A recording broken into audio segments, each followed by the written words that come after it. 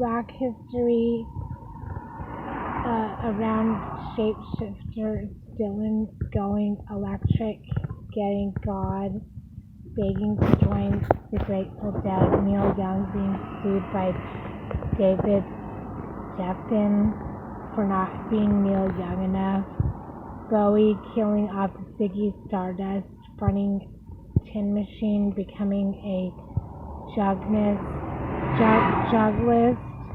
but after Electric Dylan, arguably the second most famous rock transformation came from the self-styled Electric Man. The 7 years Prince spent as the symbol, he made the announcement on his 35th birthday, issuing a press release that caused such media confusion that he was continuing to clarify the matter 2 years later. In a statement on his website of the time, The Dawn, Prince explained that he felt his name had become commoditized by Warner Brothers, and that the only solution was to adopt as a moniker a symbol that could not be pronounced. But why did he choose this particular symbol? According to his wedding program, the decision came to him in a vision while visiting Maite in Puerto Rico, where he saw the symbol, wondered what it meant, and heard a voice telling him it was his new name. It was a nice attempt at a superhero-style origin story, but the symbol had been a developing part of his iconography for years. Now gaining the extra horn from one of the alchemical symbols for soapstone, although some fans prefer the notion that the horn represents the fusion of man and woman in musical instruments, Prince's decision to change his name came 2 months after he faxed a press release to the media saying he was retiring from studio recording. Earlier that same day, he had a meeting with Warner Brothers in which he told them that he wouldn't be delivering any more studio albums, instead planning to fulfill his deal with old songs from his vault. After releasing 15 albums in 15 years, Prince planned to concentrate instead on theater, interactive media, nightclubs, and movies. This has usually been reported as Prince had been provocative, the opening salvo in a PR war that would cause untold damage to his career, and it's easy to understand why Warner Brothers executives would be upset by this after signing a reported $100 million deal with Prince barely a year before. But handled differently, there might have been a different outcome to this situation. Ellen Leeds believes that Prince's frustration was partly fueled by the deal itself. His contract was coming up for renewal, and both Madonna and Janet Jackson had had contract renewals that had gained headlines, and he wanted a deal that would trump the Madonna deal. He was so desperate to get that headline that he was allowing his team to negotiate away certain royalties, certain publishing rights, and all kinds of things in order to get bigger guarantees. It was one of those deals that was all on paper. It was all incentive-driven. So while it was technically accurate to say the deal was worth $100 million or whatever the number was, it was predicated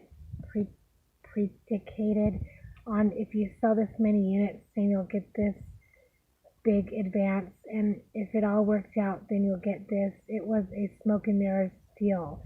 Still, if Prince had allowed Warner Brothers to go through the vault and select songs themselves rather than merely take what they were given, they would have compiled the best Prince release to date, and why even announce he was no longer going to record?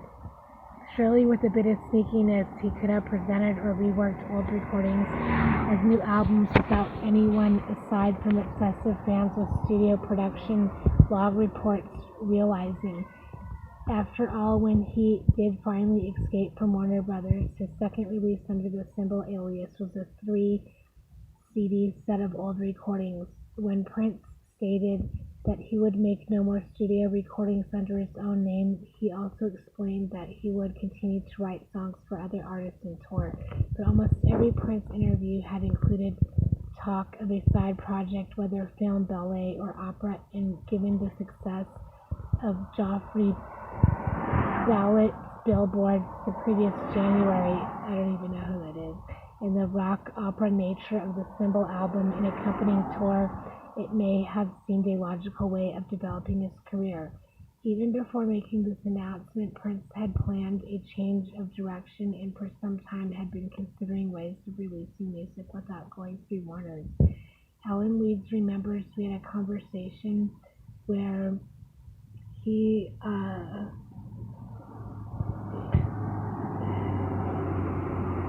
had to start releasing records on our own because Warner's couldn't absorb the product that he was putting out quickly enough, and this was a precursor to downloading music. And he said the idea of going to record stores is old and it's not necessary, and we should make a record, put it on our own label, and buy advertising space on late night television and sell it mail order. And I said, Prince, you can't do that. It's in violation of your deal with Warner's. He wanted me to do it, and I told him I can't be the figurehead because I run a joint venture with them. So he said, let's put in Gwen Leeds' wife's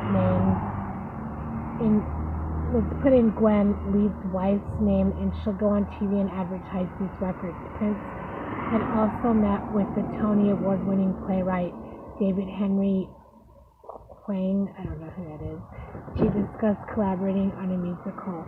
What Prince was interested in, David Henry Hwang explained in his introduction to From Come, the only extract of the libretto that survives, published in an anthology entitled On a Bed of Rice, an Asian American erotic feast, was sex between lovers who never meet, and this concept would show up in various ways in most of Prince's work from the mid-1990s across all media.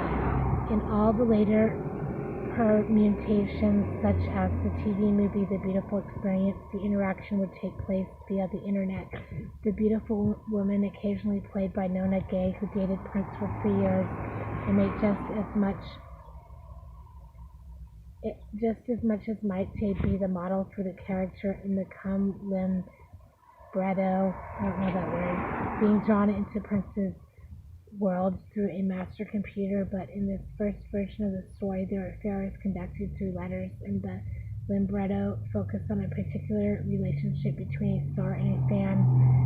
As Hwang would later explain, he told me the story based on his own experience about his relationship with a fan, which became obsessive and weird in a sexual way, of course, and he wanted to do a show about it. Prince's proposal to Hwang was that the intense erotic affair between the musician and fan should also spin off into exercises of fantasy and dominance, something that seemingly preoccupied Prince at the time. Nona Gay would later complain that during this time she was trying to be this woman I thought he wanted, very passive, just letting him lead, describing the 3 years.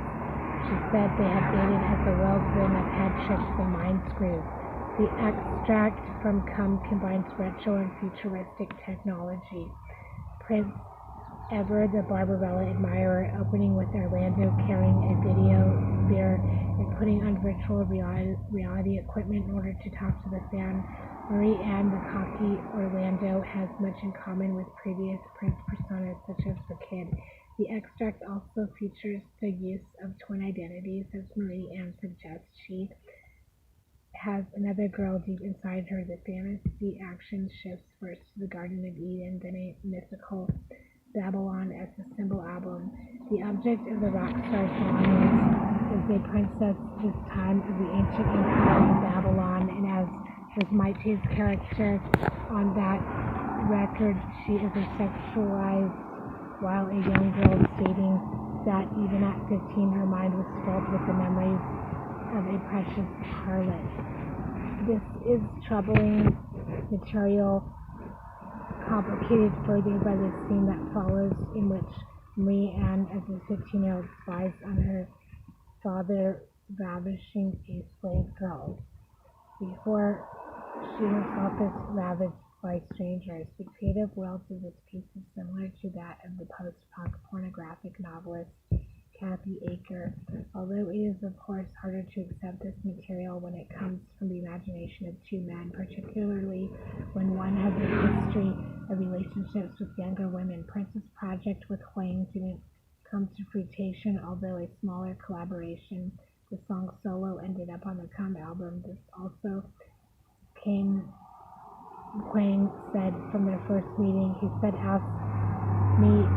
He asked me to write a poem for him about loss, the way you feel when you've lost someone you love and you know they're never coming back and that for the rest of your life you're going to be alone. And he wanted to do a song that suddenly breaks into a spoken word interlude, and they're going to say, the boy's really lost it this time. It's intriguing.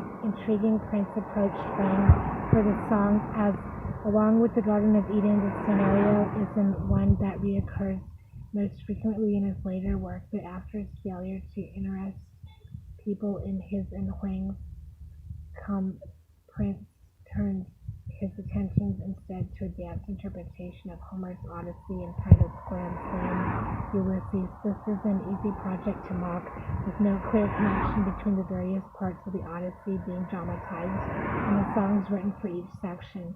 The sappy strays of the world accompanied the arrival from a ship of a cast who looked like refugees from a fetish club after a video insert of a woman being dragged around and wrapped up. Interactive soundtracks. Kenny Everett's idea of a cyclops skirting in front of lightning on a video screen. Dolphin, a song that begs indulgence from the listener, even on vinyl, gained nothing from being accompanied by synchronized swimming gestures. The sexuality of the piece is strip club influenced but fluid. Pheromone had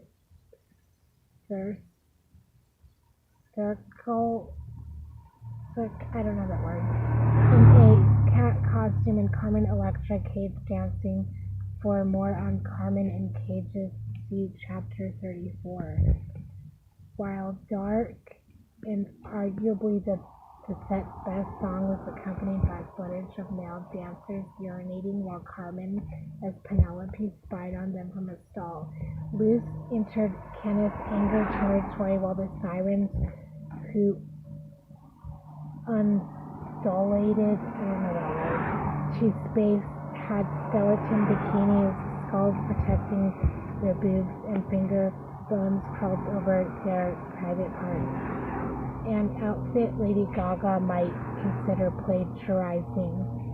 Orgasms provoked embarrassed laughter from the audience, and while quite what the Sila, I don't know that word, was during What's My Name was almost impossible to determine. Another strong song, Endorphin Machine, which Prince still performs to this day, was the most successfully choreographed, even managing to give some sense of the interaction between Calypso and Ulysses. It was supposed to dramatize race, a serious song that intriguingly brings together a techno and jazz sound, was, although not obviously linked to the Ulysses story, another high point. The Trojan horse would be dragged across the stage during another Come reprise before Pope gave the cast something to dance to while they took their bows. For all its silliness, Prince clearly brought the same intensity to this project as he did to his albums, and it was clear that whatever his relationship with Warner Brothers, Prince wasn't about to retreat from the media. His publicist, Chris Poole, remembers receiving the fax with the name change press release, thinking, well, it's sparking but genius. This will get them jumping, and it did, and it was quite fun to be involved in something like that because no one had done anything like that before. And there was this theory that if he wasn't Prince anymore, he wouldn't be bound by his record contract with Warner, and he had been reborn Christ-like with a new name and a new identity. But of course, hotshot American lawyers wouldn't have anything to do with that. Still, it worked, as the main point of publicity is to have people talking about you, among the many of who were more doubtful about the strategy was his old collaborator Chris Moon, who, although he hadn't seen Prince since 1982, remembers screaming at the radio, "Do not change your name to a symbol. Do not get rid of Prince. No, no, no." Prince first created a project to be completed after he issued the name change press release didn't appear until the end of the year and wouldn't be a widespread release until 2 years later. The Undertaker, which began as another project for Nona Gay, was worked on with one of his favored directors from this era, Paris Patton, and was eventually released in 2 versions, starring a different actress, Vanessa Marcel. It's hard to tell whether the completed scenes are indicative of the uncompleted film, but they suggest it would have been another Warholian home movie with a surprising edge, lethargic edge. Prince is much of the time more moralistic than Warhol, but while the film does have an anti-drugs message most explicitly defined in the title, which Mavis Staples claims Prince wrote for her after telling him that she was married to a mortician for 8 years, the way it is constructed presents Prince as if not a passive force, then at least one without the ability or interest to save the overdosing addict in front of him, unless it's through the power of music. Beginning in black and white, the longer edit opens with Vanessa Marcel arriving at Paisley Park, instructed not to disturb a rehearsal.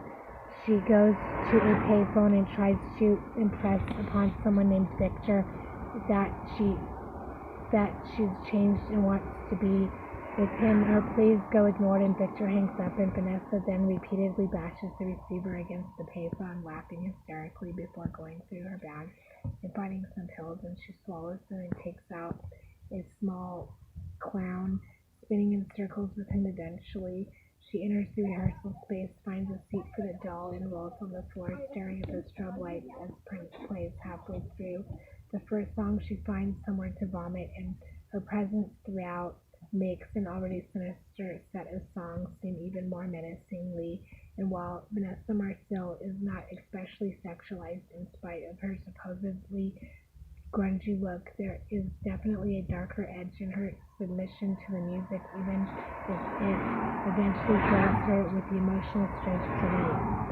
Prince's original intention was to release the film's soundtrack with the magazine Guitar World, given that it caused so much drama when he did eventually release a CD with the newspaper in 2008.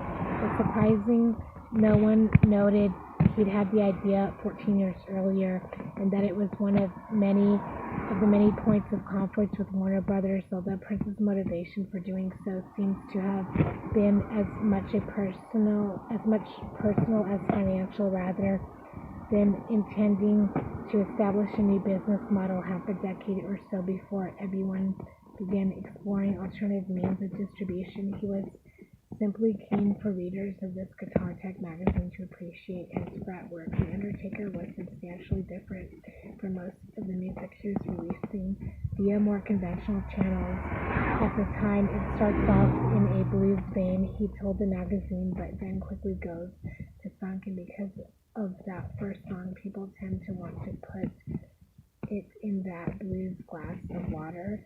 Who these people were is not clear. He was talking here about a record that had yet to leak out, or even unofficially and presumably at this stage had only been heard by record execs in his immediate circle. It works better as a CD than a video. It has never been officially released. In a neat reversal of the Legends of the Black album, Prince is said to have privately pressed 1,000 copies of the CD, which it is claimed Warner Brothers ordered him to destroy. The Ride is one of Prince's most loved blues-based songs, and this version is far superior to the one on the Crystal Ball set, in a loose, long, near 11-minute jam that resembles guitar-driven tracks like Billy that Prince had never previously released.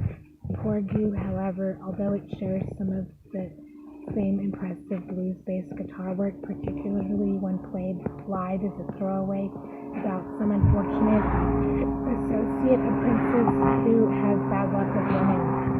Prince often covers Rolling Stone songs in concert, notably Miss You and I Can't Get No Satisfaction, but this version of Honky Tonk Women is particularly spectacular, showing Prince abandoning most of the lyrics and indulging in the kind of Hendrix-style guitar playing he'd returned to in the Lotus Flower era. For all his insistence that this is a blues and funk record, the new version of the old song Bambi is delivered in a similarly heavy rock style, followed by a brief snippet of Santa Lee, a song that would later appear on this record's closest equivalent among Prince's officially released records, Chaos and Disorder, and another long 10-minute jam on The Undertaker. 1993 saw no new Prince album, although he did include 6 previously unavailable songs on the hits and the B-sides triple CD released in September, but he made good on his promise to record with other artists by releasing 2 substantial records, Carmen Electra's debut and the first of the MPG albums, Gold Nigga, although released may be too grand for an album rejected for distribution by Warner Brothers and sold only at Act 2 shows in Europe and the MPG store. There were several pleasing things about Prince's hits compilations. The fact that he'd asked Alan Leeds to write the sleeve notes, which Leeds says Prince co-operated with, and which offer a fascinating close insight into his music. The inclusion of 6 unreleased songs, including the long coveted Power Fantastic and the extra CD full of B-sides, but a greatest hits record is no way to appreciate an artist whose best albums have no filler.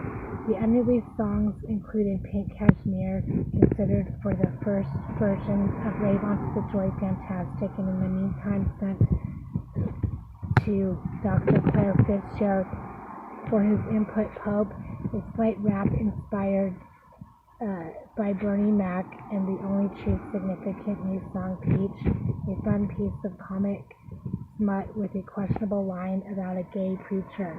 The album also contained Prince's own version of Nothing Compares to You, not the demo but a live version recorded at Paisley Park, and a video version for the Tears in Your Eyes. His first London performance was after changing his name from Prince to The Symbol. The Act 2 tour saw the newly anonymous artist having great fun with the concept of identity. It appeared as if the show was beginning with Prince being lowered from the ceiling on a swing dressed in his chained hat and brandishing a cane as he performed My Name is Prince in an even more aggressive way than he had done on the Act 1 tour. But at the end of the song, the sleight of hand was revealed. The figure wasn't Prince but My Take, who stripped out of her Prince outfit before gyrating around the stage in pink underwear and heavy boots. It was an audacious opening. Another example of Prince having fun with his seemingly egocentric song. It also made clear that even in the most masculinist time of his career, Prince remained interested in gender roles and sexual identity. The Act 2 shows were more audience-pleasing than the Act 1 tour, and not just because dancers, the Game Boys, had gone. The set list ranged more widely through Prince's backlist, and this was the first of many occasions when a show would be hyped with the announcement that this would be the last time an audience would get to hear the hits. On his next tour, he played almost entirely new music. Songs like The Beautiful Ones, The Cross, Raspberry Beret diluted the stodge of the Symbol album material, although the interaction between Prince and Maite remained as essential to the performances it had been on the earlier tour. Throughout the tour, Prince gave clues to his future direction. Several shows saw him premiering songs that would end up on the Come in the Gold Experience, as well as tracks from the just-released Gold Nigga. At Wembley Arena, Prince made a 9-minute song speech that incorporated lyrics from What's My Name, Come and Race, and encouraged bootlegging of his concerts by telling audience members to bring tape recordings to his gigs if they wanted to keep up with him. Refusing to answer to the name Prince, he threatened to retire from recording, made cryptic remarks about having to sugarcoat his music, and returned to one of his recurring bugbears in this era. His record companies considered that he was releasing too much. The official documentation didn't arrive until 2 years later. The Sacrifice of Victor is a concert film, again directed by Paris Patton, that along with the Terry Glydenson photo book published in 1994 is the main record of the tour. At this stage, Prince had yet to put out a live album, but had always chose wisely in the shows he officially released on videotape, which made it all the more disappointing that his first after-show recording seemed in its heavily edited release indigestibly eclectic, lurching from the soothing gospel of the Steels to Tony M. stripped to the waist and channeling House of Pain to Maite stage diving in the space of 30 minutes. Gospel, rap, blues, and metal, Prince in the 1990s was proving impossible to pin down. Of this night, Chris Poole remembers was the after show of all after shows. He wanted a warehouse party, but for obvious reasons that wasn't going to happen. It was the nearest we could do to having a warehouse party and putting some boundaries around it so we wouldn't get into trouble, but it did get quite ugly. Poole was also involved in the next stage of Prince's slow emancipation from Warner Brothers, the independent release of a single entitled The Most Beautiful Girl in the World. He believes Warner's allowed this in hope that it might make Prince more aware of how important they were to his continued career. I think what happened was that Warner's thought, oh well, we'll show him. We'll let him release his own record, and then he'll realize how difficult it is, that it backfired. Whoops. First #1 single he'd ever had in the UK. Poole says he played a large role in the recordings in the records campaign. I found the distributor, found the pluggers, I did everything.